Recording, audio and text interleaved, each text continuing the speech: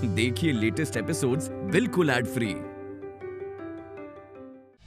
लिसन baby, हमनी के बच्चा के सवाल बा, हमनी के फ्यूचर के सवाल बा। डॉक्टर प्लीज श्योर हर।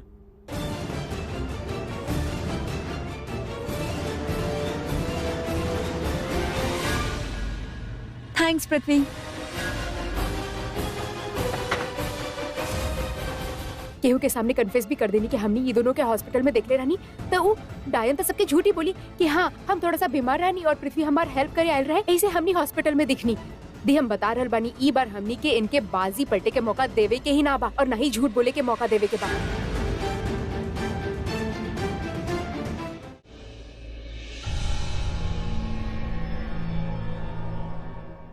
हाय, आप जे पेशेंट अभी डॉक्टर के पास आयल रही, का आप उनका फॉर्म दिखा सकेनी? बस एक बार देख ले। हम सॉरी, हमनी ऐसे कोनो पेशेंट के डिटेल्स केहू के शेयर ना कर सकेनी, इट्स कॉन्फिडेंशियल। का हो रहा लाइजा? डॉक्टर एक्चुअली ये पहले भी आ चुकल बाड़ी और यहाँ पर आके हमरा से एक्चुअली हम आपके एक्सप्लेन करतानी। डॉक्टर आपके पास अभी एगो पेशेंट आयल रही शर्लिन, हमरा के एक बार ओकर फॉर्म देखे के बाद जे आपके पास सबमिट कैले बाड़ी। हम आपके अच्छा से समझावतानी। बेसिकली हमार नाम प्रीता लूथरा बा, हम लूथरा फैमिली के बहू बानी और हमार सिस्टर इन लॉ हमार ननद कृतिका लूथरा बा जेकर शादी होके वाला बा। और शर्लिन हमनी के परिवार में बहुत बड़ी प्रॉब्लम क्रिएट करत आड़ी। आप प्लीज हमरा एक बार ओकर वो फॉर्म दिखा दी। हम वो फॉर्म अगर ओकर एगो पिक्चर ले लेब त हम अपन परिवार के बहुत बड़ा धोखा से बचा सकेनी।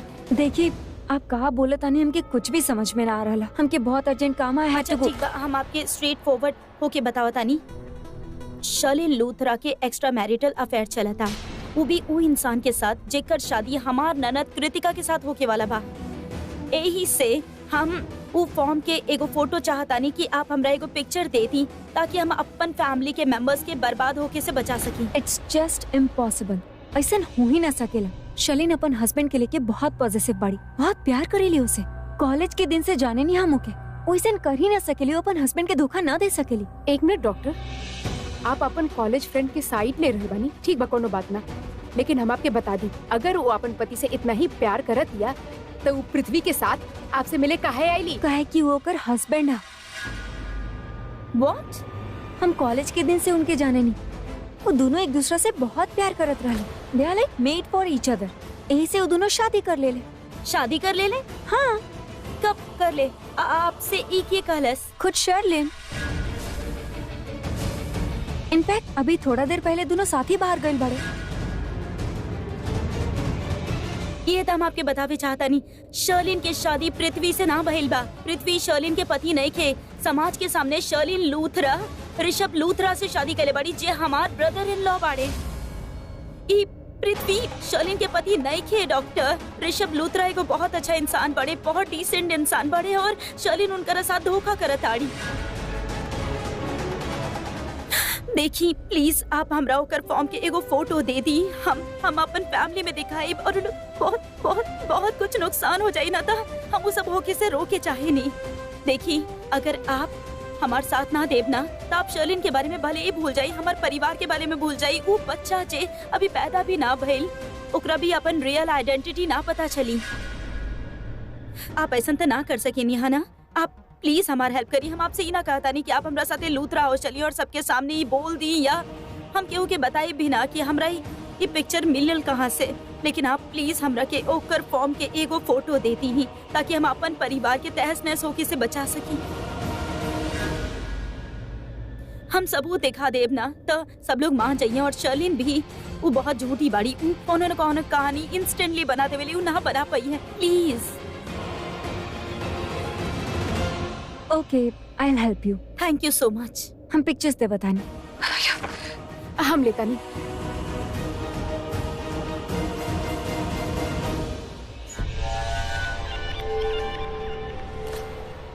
कहा भाई? हाथ छोड़ा बेबी। खुल्लम खुल्ला हाथ पकड़ के प्यार करे के सफर यहीं पर खत्म होकेला। काहे? क्योंकि हमने लूथरा हाउस में इंटर करे वाला बानी। तू भूल गई लुका, हमने एक साथ ना देख सके नहीं। हमनी के यहाँ पे देखे वाला केहू ना बा। बा के बा? CCTV cameras. हमके तो के बार बार बतावे की जरूरत काहे पड़ेला कि हमनी एक साथ ना दिख सकेनी। अगर केहू भी हमनी के देख ले ए तरह हाथ पकड़ के खुला खुला प्यार करते हुए तो हमनी बड़ मुसीबत में फंस जाई। I don't care.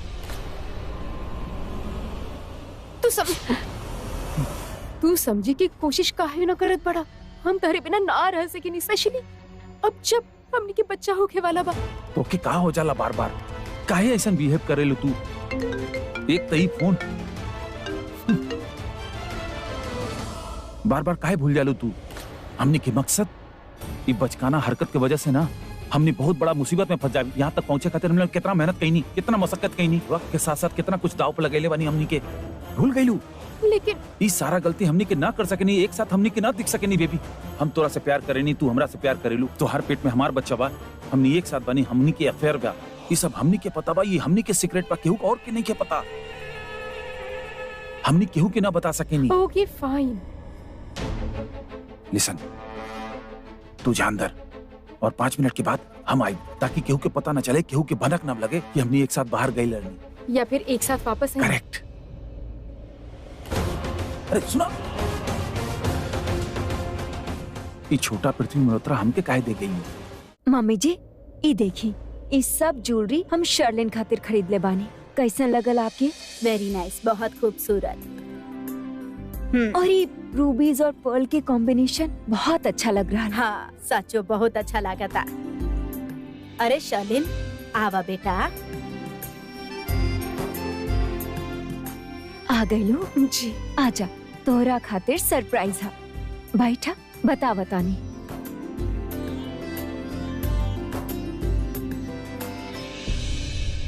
ई देखा, इस सब ज्वेलरी, इस सब कुछ तोहरा खातिर। ये सब हमरा खातिर? हाँ बेटा, तू इतना बड़ा काम करेलू, करण के घर वापस ले लू, ई तो कुछो नहीं खे बेटा। शर्लिन, मम्मी जी बिल्कुल सही बोला तानी। तू अकेले ही इतना बड़ बोझ अपन सर पे ले लू और चुपचाप जियत रहलू, केहू के कुछ न बतैलू। डॉक्टर की बहाना करके मेघा से मिलत रहलू ताकि वो सच बोले, और वो बोले भी। इतना टेंशन सब कुछ तू अकेले संभाल लू। Thank you. तू हमार ज्वेलरी चुराइलू, पर कोई बात ना। लेकिन एगो बात कही, अगर मांग ले तू ना तब भी हम दे देती। काहे कि तू जे कुछ भी कैलू हमार करण के बचावे खातिर कैलू। बहुत बड़ उपकार कैलू हमनी पे। हम और कुछ करी या ना करी, इतना तो कर ही सकेली ना। तो ये सब ज्वेलरी हमनी के तरफ से तोहरा खातिर गिफ्ट है। ई देखा। और ई मत सोची है कि गोद भराई के शगुन बा। गोद भराई में तो और भी देव, ई तो कुछ नहीं खे बेटा। लेकिन हम ही ना ले सकेनी। पगली, हमनी के आशीर्वाद समझ के ही लेला। इस सिर्फ तोहरे खातिर हा। देखा था। हम सच में पिछला जन्म में बहुत अच्छा पुण्य कैले हो खब, यही से हमके इतना अच्छा परिवार मिलल। तू हमार करण के बचैलू, और अब लूथरा खानदान के पहला बच्चा भी तो आ रहा। हमार पोती आ रहल बाड़ी। पोती? हाँ हमने तो मान ले बानी ये पोती आ रहल बाड़ी। हम तो नाम भी सोच ले बानी। कैसन लगल तो के इसे? ई देखा, ई वाला देखा, ई बहुत सुंदर बा। ई देखा।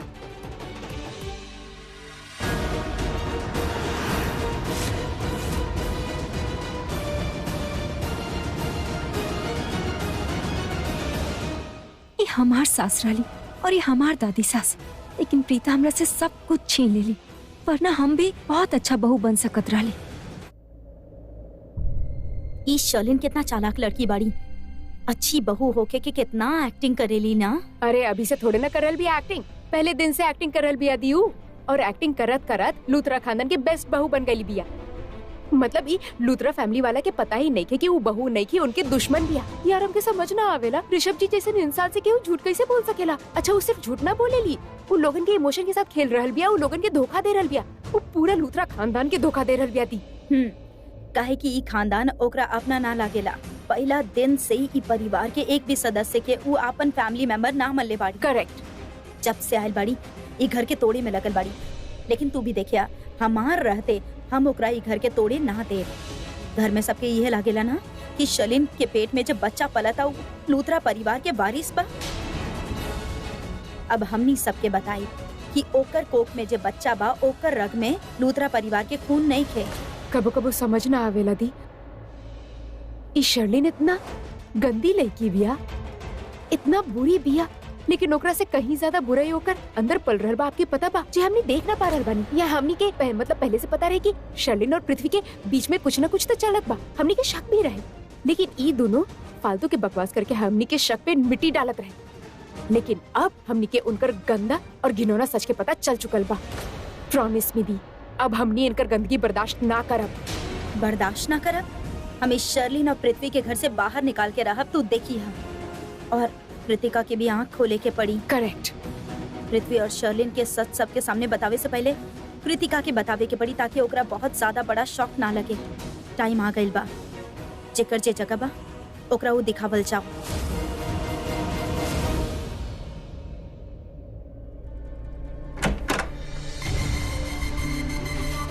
का देख रहल बाड़ू माहिरा?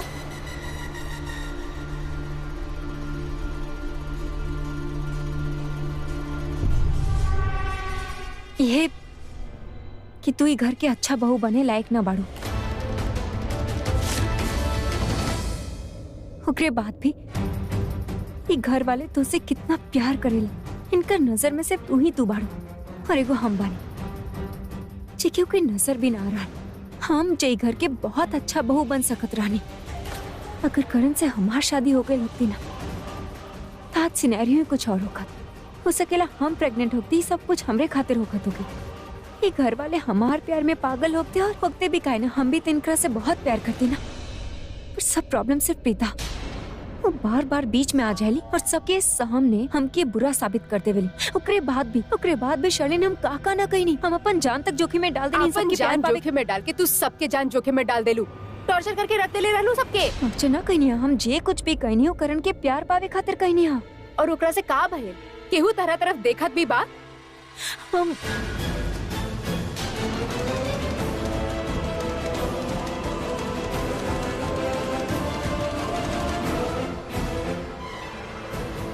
ना देख ले, कोई भी हमरा तरफ ना देख ले, क्योंकि पढ़ल भी ना हम ऐजा बानी कि ना बानी।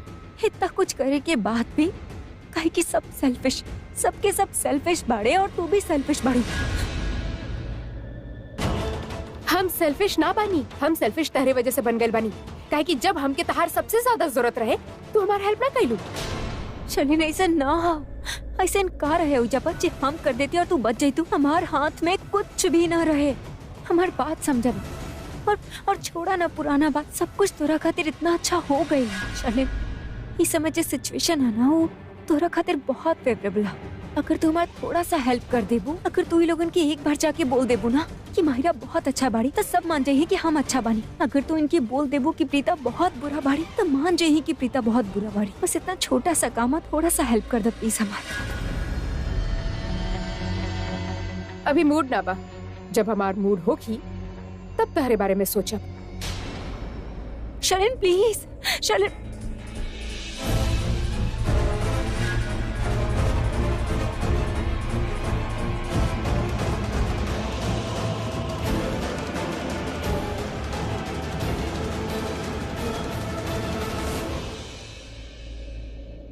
वैसे सही कहलस माहिरा, हमके खुद के पता न चलल कि हम ई घर की फेवरेट बहू कब बन गई।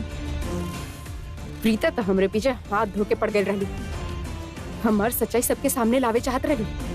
अगर हम सही वक्त पे बाजी ना पलट ले होती तो आज मेघा की जगह हम जेल में होती। बहुत कोशिश कर ले रही प्रीता कि हमार बुराई करे और सब ओकर विश्वास करे, लेकिन ऐसा ना भई।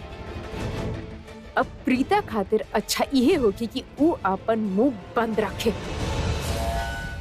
ल बन गई मेहमानन के लिस्ट। अभी देखे के बाकी केहू मिस ना हो गए होगे। हाय संजना, कल टाइम पे आ जाइए। Don't be late, okay? I will see you tomorrow. Bye. चाला जी कल के फंक्शन खातिर जे कुछ भी बन रहा प्लीज सी थ्रू इट कि बहुत ही टेस्टी हो। और हाँ टाइम पे आई, लेट मत करो। और हेल्पर अगर बढ़ावे की जरूरत हो तो बढ़ा ली, काहे कि हमनी सब ऐजा बिजी रहा, कोई सुपरवाइज करे खातिर ना होगी। राखी बेटा, हम गेस्ट लिस्ट बना ले बानी। लिस्ट में सारा क्लोज रिलेटिव्स और क्लोज फ्रेंड्स ही बुले ले बानी, ठीक बानू? बहुत सही कहनी आप मम्मी जी।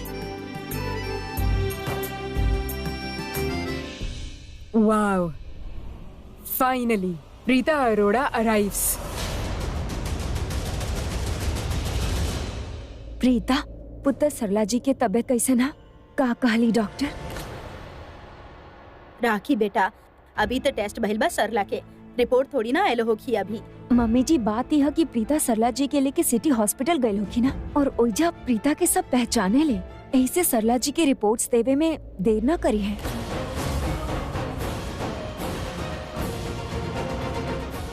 City hospital? हम भी तो हुए हॉस्पिटल में रानी। रिपोर्ट्स आ गइल बा और माँ के तबीयत बिल्कुल ठीक बा, और डॉक्टर से भी बात हो गई बा। डॉक्टर कहले बाड़ी कि सब कुछ ठीक बा, लेकिन अभी कुछ देर उनका ऑब्जर्वेशन में रखे हैं। लेकिन हाँ, डरे या घबरावे की कोनो बात नहीं है। आप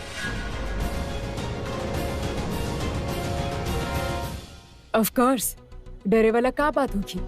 ई फंक्शन के सारा तैयारी हमनी कर ले बानी, तो के कौनो तैयारी कुछ भी ना करे के बा, तब तो तहार माँ बिल्कुल ठीक होगी, राइट? करीना बुआ, हॉस्पिटल में शर्लिन भी रहली।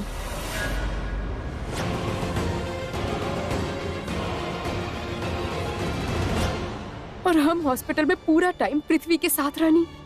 बेटा, पता बा हमरा की शर्लिन ओहे हॉस्पिटल में गई रहली दादी, लेकिन आपके ही ना पता कि ओकरा साथ केहू और ना। राखी, करीना, ये बहुत गलत बा। शर्लिन के साथ केहू ना गई। अरे वो प्रेग्नेंट बाड़ी, ओकरा साथ केहू के जाए के चाहिए। तू लोग गईला ना, इतना बिजी बाड़ू की। ओह गॉड, ये हमके वहाँ पृथ्वी के साथ देख ले रही। मॉम, मम्मी जी, हमके तो पता ही ना रहे कि शर्लिन हॉस्पिटल जा रहल बाड़ी, वरना हम ओके अकेले जा ही ना देती। मनी के घर में फंक्शन हो रहल बा, फंक्शन के तैयारी हो रहल बा। बाकी एकर ई मतलब नहीं के बेटा कि तू लोग ओकर साथ ना जा। एटलीस्ट केहू तो जा, तो ओकरा साथ है। मम्मी जी सॉरी, आगे से ऐसा ना हो कि ध्यान रखल जाए। एक मिनट, बानी दादी, राखी आंटी, आप लोग समझ ना रहल बानी हमनी का कहे चाहता नहीं। वो एक्चुअली वो कहे चाहता नहीं कि अरे ना यार, हम करी ना तो से मजाक ना रहलू। I am serious.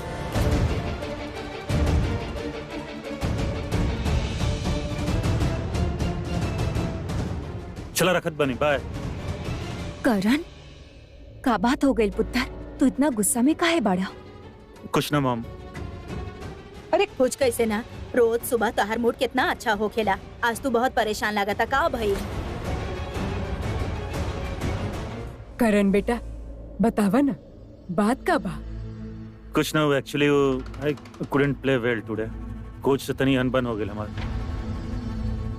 कोनो बात ना, कबो कबार हो जाला।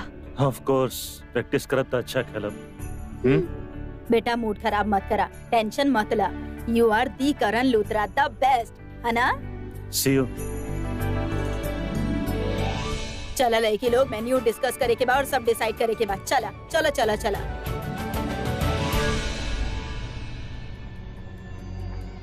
एकर मतलब अब प्रीता हमके पृथ्वी के साथ ना देख ली। अरे अगर देख ले होती तब तक सबके बता देती।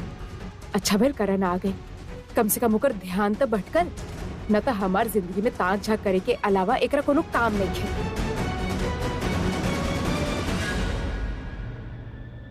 सॉरी।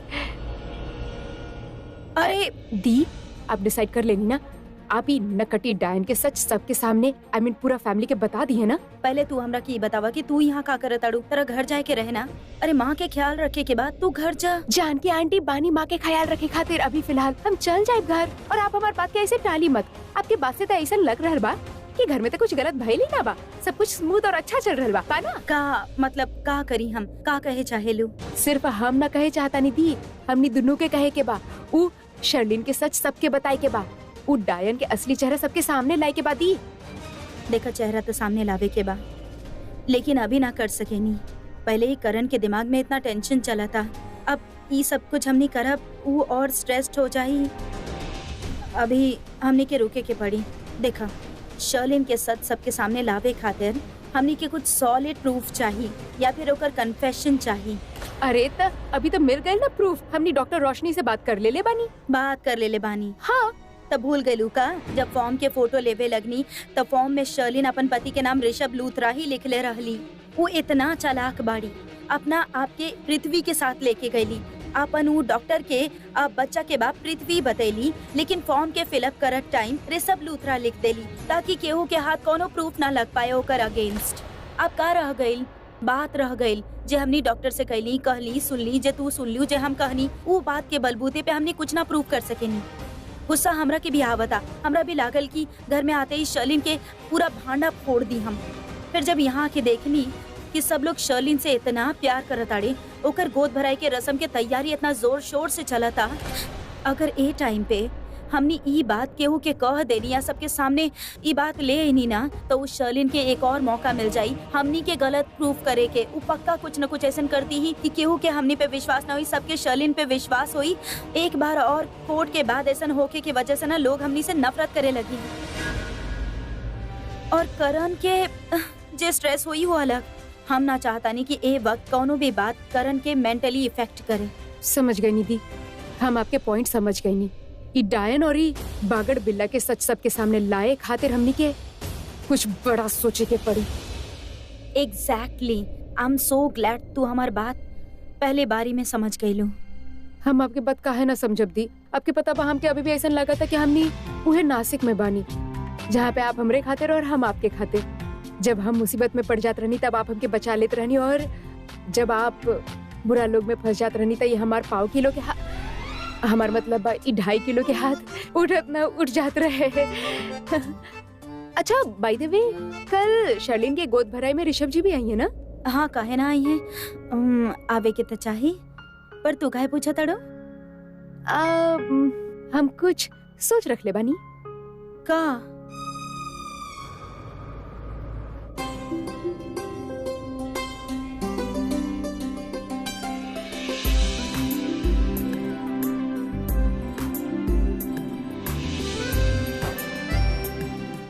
महेश जी, का बात था? आप फोन में देख के इतना काहे मुस्कुरा रहल बानी? राखी जी देखी ना कितना क्यूट बेबी बा। ओह, सच में सो क्यूट। देखिए हमनी के ऋषभ के बेटा भी ना बिल्कुल ऐसे ही होई। बेटा ना बेटी, हमार दिल कहला हमार ऋषभ के बेटी होखी। अरे का फर्क पड़ता बेटा होके या बेटी, मतलब तो ई बा कि जोन बेबी होखी ना वो एकदम क्यूट होखी, क्यूटी पाई। सही कहानी आप। ला जी, शैतान के नाम लेनी शैतान हाजिर। ऋषभ, बेटा के फोन आ गई आपके। आप बात करी, हम जरा खिड़की बंद करी, बहुत ठंडा हवा आ रहा। और बेटा बोला, डैड हाउ आर यू? कैसे बानी आप? का बात बा, आज तो चमकता नहीं आप। अरे बेटा एकदम फर्स्ट क्लास बानी, बिल्कुल तोहरे तरह। और बेटा आज हम बहुत खुश बानी और आवे वाला टाइम में और भी खुश रहे वाला बानी। आखिर दादू बने के जो टाइम आ गया। अच्छा, और देखिया ये जो पोता बाना हमार, तो हर बाप के कंधा पर बैठ के कूदी, कभी हमरा घोड़ा बनाई, कभी गाड़ी, कभी हमरा बोले वाला बा, कभी इधर लेके चला, कभी उधर लेके चला, कभी ये खिलावा, कभी वो खिलावा। बस यही समय हम बिजी रहे वाला बनी। ओ तो बा डैड, बट डैड आपके एगो मजा के बात बताई, आप जितना अच्छा डैड बनी ना ओकरा से अच्छा ग्रैंड डैड होके, and I am sure about that. अच्छा बाय द वे एगो बात बताई, मॉम तो नहीं किया आसपास? हाँ काहे? काहे के का मतलब, जब ओकरा पता चले कि हम शर्लिन के गोद भराई में नहीं किया हुआ तब पता बना के का हुई? अब ई बात सुन के ही हम बहुत ज्यादा नाराज हो गए बानी। मतलब तू ऐसे बात सोच भी कैसे सकेला? Dad what's wrong with you? आप बताई नहीं काहे ना कि मॉम वही जा पाड़ी, आप भी। अरे बेटा तू मौका ही कहाँ देला? अच्छा तो एकर मतलब ई है कि हमार पीठ पीछे आप दोनों हमारी चुगली करत रहला। Not fair. ना आई मीन ना राखी जी, बिल्कुल ऐसा नहीं खे। चुगली चुगली और डैड वहाँ के घर पे रह बा, वहाँ के कैसे चुगली करब? मॉम हम और डैड मिलके सिर्फ आपके पढ़ाई के पुल बांधे नहीं, एंड दैट्स इट। ऋषभ कान खोल के हमारे को बात सुना, अगर तू शर्लिन के गोद भराई में ना आइला ना तो हम तो से बात ना करब। अरे भाई मतलब तो के अपन माँ के थोड़ा सा भी परवाह ना है ना? हमार फीलिंग्स के कोई कदर ना तो के? हाँ ऐसे कैसे आपके परवाह नहीं के? पूरा दुनिया जाना था कि हम आपके कितना परवाह करें नहीं। आपके पतिदेव से ज्यादा हम आपके परवाह करेंगे, आपके पता बना। मम्मा प्लीज नाराज मत, बहुत सारा काम बाकी बा, हम काम छोड़ के कैसे आए, सब काम एजा रह जाए, प्लीज ट्राई टू अंडरस्टैंड। नाराज बानी, ठीक है? और तू जाने ला काहे? अब हम फोन काट रहल बानी, ठीक है? अच्छा मम, लेकिन हमारी बात तो पूरा सुनी, हमारी बातें पूरा नहीं के बोले और आप फोन काटा तनी। तू कुछ खैले बाड़ा की ना? खुद के देख ले बाड़ा, कितना दुबला पतला हो गई बाड़ा। बस सारा दिन काम काम काम, खुद के सेहत के ख्याल ही न रखल। यही से तो के कहा ताने कि जल्द से जल्द ऐजा आ जा, घी में बनल आलू के पराठा खिलाए तो के, फिर देखिया कैसे तू तंदुरुस्त हो जाला। आपके पराठा मिस करत नहीं मम्मा। चला हम फोन काटत आनी, बाय। अरे हमारी बात तो सुनी। अरे माँ के प्यार भी का चीज होला ना, पराठा सोच के ही वेट बढ़ जाता। अरे राखी जी ओकर बात तो सुन लेती कम से कम एक बार। सुने की कोई जरूरत ही ना। अब आप देखो हमार बेटा कैसे जल्द से जल्द घर वापस आवेला, कितना भी जरूरी काम काहे ना हो, सब कुछ छोड़ छाड़ के अपन माँ के पास आए। ओहो, इमोशनल ब्लैकमेल ना, एके इमोशनल ब्लैकमेल तो बिल्कुल ना कहल जाला। ई माँ बेटा के बीच में एगो छिपल कोड हा, प्यार भरल कोड। आप न समझो। हाँ जी, हम आपके कहाँ समझेंगे, हम तो एकदम से मूर्खे बानी, है ना? अरे गिरीश आज मेन डोर बंद ना कैलस।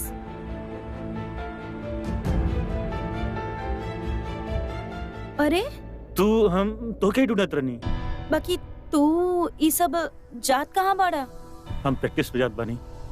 प्रैक्टिस पर ए वक्त? एक्चुअली यार हम आज खेल रहे प्रैक्टिस पे, तो हम अच्छा ना खेलने। कोच वाज अपसेट, सो हम प्रॉमिस कहनी कि हम आए, और वैसे भी इतना दिन से ही सब चलत रहल ना, तब प्रैक्टिस बिल्कुल ना भइल। I miss my cricket. और ऋषभ यहाँ नहीं खेता, हमार शेड्यूल के ऐसन के तैसन बा। अब सोचत बानी जाके प्रैक्टिस करी हम, कहाँ के मैच आवे वाला बा, सिलेक्शन बा। तू बस क्रिकेट पे ध्यान दा और बिल्कुल कोनो बात के चिंता मत करा। Good, thanks. All the best. Thank you.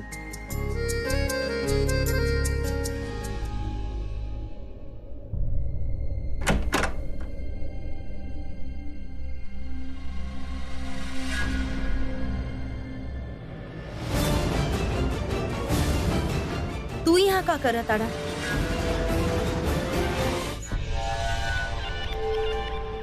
Preeta ji, हमके आपके खातिर बहुत बुरा लगा था। What? हाँ, देख ली हम, सुन ली सब कुछ। वो करण आपके साथ कैसन बिहेव करा था रात के ए समय, कि वो अपना पत्नी की ए तरह अकेला छोड़ के जाला। वक्त बितावे के चाहिए ओके आपके साथ, आपके ओके हक देवे के चाहिए, और ओकरा कुछ पढ़ले ना बा, ओके बस एक ही चीज के पढ़ल बा, डी करण लुथरा नाम के टैग के। ई तो एकदम बिल्कुल ठीक नहीं खे। Shut up. हमनी दोनों पति पत्नी बानी, और पति पत्नी के बीच में अपन नाक घुसावे की जरूरत नहीं थे। और खबरदार जी, हमार पति के खिलाफ कुछ भी बोलना था। अब काहे ऐसा बुरा सोचे नहीं हमरे बारे में, कि हम लोगों के बारे में बुरा सोचे नहीं। हम अच्छा इंसान बनी, सबके बारे में अच्छा ही सोचे नहीं, लेकिन आपके खातिर सबसे ज्यादा। और वो सब छोड़ी, आप हमरा से बात कर सके नहीं, आप करी ना हमरा से बात, आपके वक्त गुजर जाए। अच्छा, तब वक्त गुजारे के बाद ठीक बा, शर्लिन के भी बुला ले जाओ, तरह अच्छा लगी। इतना शॉक्ड काहे बिहेव करत ताड़ा? हमरा सब पता बा कि तू और शर्लिन एगो कपल बाड़ा। तू दोनों के बीच नाजायज रिश्ता बा। झूठ बा प्रीता जी, सब झूठ बा। तू झूठ मत बोला, काहे कि हमरा पता बा हम जे कहता नहीं सच बा। और हमार शक के यकीन में डॉक्टर रोशनी बदलले बारी। हम तो दोनों के हॉस्पिटल में देख ले रहनी, और हम जानता नहीं तू दोनों के बीच में का चला था। प्रीता जी, आपके जोन कहे के रहल कह देनी ना, अब एक बार हमरे बात सुन ली। का सुनी? सच का बोलबा तू? तू सच बोलबा। हम तरह से सच बोलल एक्सपेक्ट भी ना करेनी, लेकिन हाँ, अगर तरह के ये बात कबूल करे के बा तब बोला, अपन मुंह से बोला। प्रीता जी, बात में कोनो सच्चाई है या नहीं खे? सच्चाई हो तब ना कबूल करती। हम तरह से ही ना पूछ ले बानी कि बात सच बा की ना, काहे कि हमरा पता बा हम जौन बोलता नहीं वो बिल्कुल सच बा। तू और शर्लिन एक दूसरा के पहले से जानेला, अपन कॉलेज डे से, और तब से एक दूसरे के साथे बाड़ा। एक बात जो हमरा समझ नहीं आवत उ ई बा कि अगर तू शर्लिन के साथ रहला तो तेरा हमरा से शादी काहे करे करे। और शर्लिन के भी शादी ना भइल रहे ना, तो तेरा साथ होके के बावजूद शर्लिन ऋषभ जी से शादी काहे कैली? इस सब के पीछे तू लोगन के का प्लान बा, ई जाने के बा हमरा के।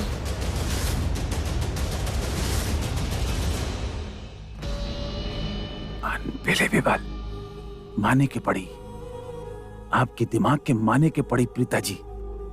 नो डाउट कि हमके आपसे प्यार हो गई। एक बात बोली प्रीता जी, आप अभी अभी जोन भी कहनी है ना, सच बा। आपके सारा सवाल करेक्ट, पर एगो गलती हो गई आपसे। कोनो बात नहीं के, हम बानी ना आपके पृथ्वी जी, हम करेक्ट कर दे वो गलती के।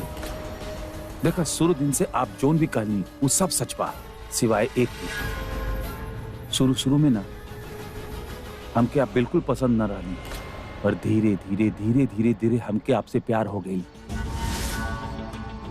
हमके खुद ना पता चल कब और कैसे हम आपके दीवाना हो गई बनी। और यह दीवानगी की वजह से शर्लिन हमरा से रोज हर दिन हमरा से झगड़ा करेले, हमरा से पूछत रहेले, प्रीता में ऐसन का बा, तू हमेशा ओकर पीछे काहे पड़ल रहेला। काश हम ओके बता पाई, पर एक बात कही प्रीता जी, ये प्यार करे वाला दिल के कसम, इस सब के बावजूद भी 1% प्यार कम ना भइल बा आपके खातिर।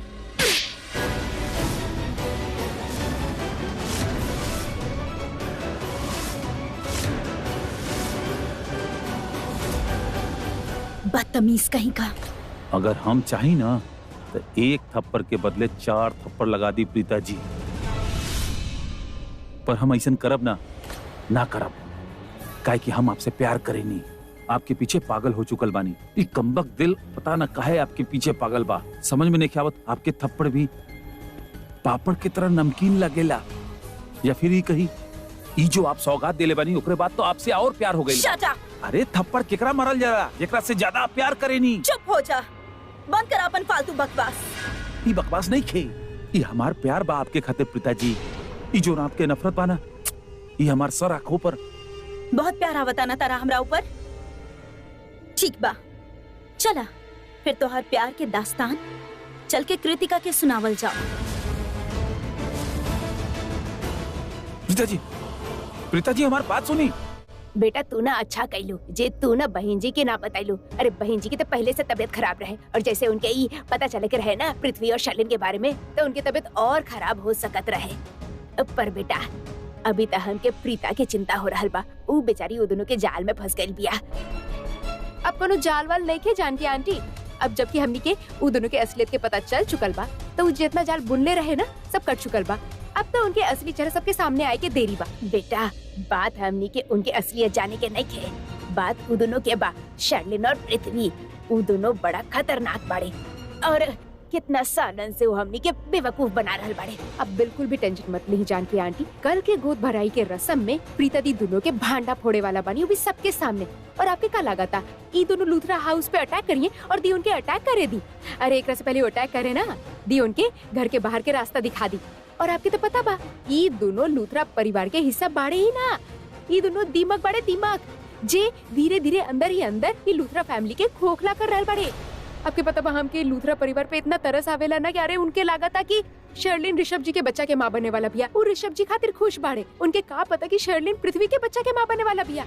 और उनके ये भी ना पता कि उनके सो कॉल्ड दामाद बनाओ पृथ्वी, जे घर के दामाद बनल बैठल बा, वो कृतिका की जिंदगी बर्बाद कर दी।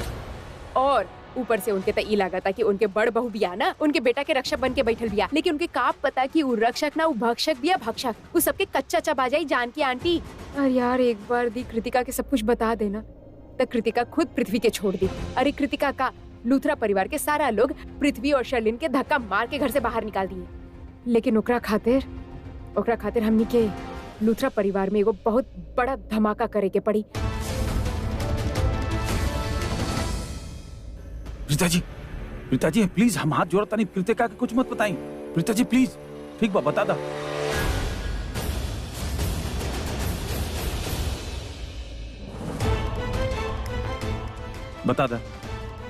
कृतिका के सब कुछ बता दा आप, कोनो प्रॉब्लम नहीं थी, पर अकेले में ना हमरे सामने वो काबा ना कि हम कृतिका के फेस पर रिएक्शन देखल चाहता नहीं। और आपके पता बा ओकर चेहरा पर सबसे बड़ा रिएक्शन कब आई? जब हम ओकरा से कहब कृति ट्रस्ट भी हम ऐसा कुछ ना कहीं हमरा पर विश्वास करा, तब वो काबा ना प्रीता जी कुछ दिन पहले हम दोनों के बीच में एगो खिस्सा भइल रहल। भइल कुछ ऐसा रहल कि गलती हमार रहल, लेकिन गलत हम ओकरा के ठहरा देले रहनी। ओकरा हमरा पर शक रहल, बट सी इज सॉरी। शक के दायरे में कटघड़ा में हम ओकरा के खड़ा कर देनी, हाथ पैर जोड़ के हमसे माफी मांगत रहल, हमसे सॉरी कहत रहल, और हम अब तक उसे ठीक से बात ना करत नहीं। वो का बाना कि हमरे अंदर एगो टेंट्रम बात प्रीता जी, हम ओके टेंट्रम दिखावत रहनी। तो तनी सोची एगो भोली भाली लड़की तू हमरा पर अंधा विश्वास करेले, ओके आप हमरे खिलाफ कुछ भी कहबू तो वो आपके बात पर विश्वास काहे करी? तू हमरे बात पे। अरे भाभी, आप पृथ्वी जी क्या होता है यहाँ पर? हेडेक। हाँ, हेडेक? कब से होता आपके हेडेक? बैठिए, आप खड़ा काहे बानी? प्लीज, बहुत हेडेक होता का? आप प्लीज आराम से बैठ जाइए। आप पता नहीं काहे ना हमरा की कब से होता आपके? बहुत हो रहा बा। हम एको काम करता नहीं, हम डॉक्टर के फोन करके आता नहीं। हल्का फुल्का हेडेक बा, इतना ज्यादा हेडेक नहीं कि डॉक्टर की जरूरत पड़े, थोड़ा देर में ठीक हो जाएगी। हेडेक बा ना आपके? हल्का फुल्का हो के चाहे कुछ हो के, हम डॉक्टर के फोन करके आप बतानी। आप ये बैठा। कृति कृति कृति कृति हमारी बात तो सुना। देख लेनी आप कितना प्यार करेले हमरा से, अंधा विश्वास करेले हमरा पर, बेपनाह लव करेले। और एक आप बनी प्रीता जी, आपके कबो प्यारे ना भइल? आपके किस्मत खराब बा, हमार गलती नहीं की, आपके किस्मत खराब बा, वरना 17 से लेकर 70 तक के लड़की मरेले हमरा पर। पृथ्वी जी, आप खड़ा काहे हो गए? हम कले रहनी है ना, आप बैठ जाइए आराम से। हाँ, अब डॉक्टर प्रिस्क्रिप्शन भेज देलस आपके दवाई के, चलिए। हाँ, एक बात कही तोहरा से। हाँ? तोहरा से पहले हमारे लाइफ में बहुत सारा लड़की आई, पर तोहरा जैसा प्यार करे वाला केहू नहीं की। आप बस आराम करिए, आप चलिए, आपके दवाई लेवे के बाद चलिए आप हमारे साथ है। Good night Preeta ji. Good night भाभी।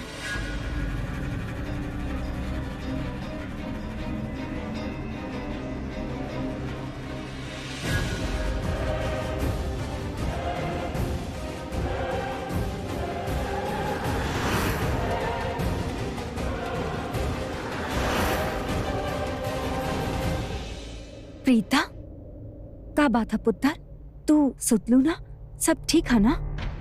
जी, हम बस जाती रहनी। जा, जाके सोच जा, कल हमनी सबके जल्दी उठे गया, बहुत सारा काम है।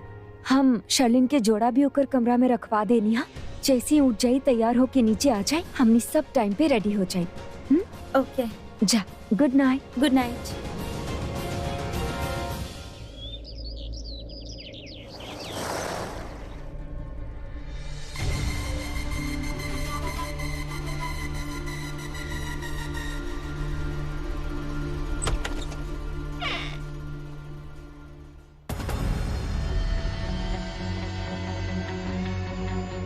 का भइल?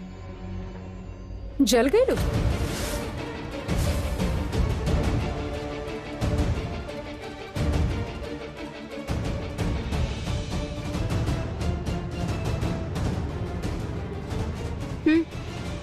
कह सकेलू कि जल गई नहीं।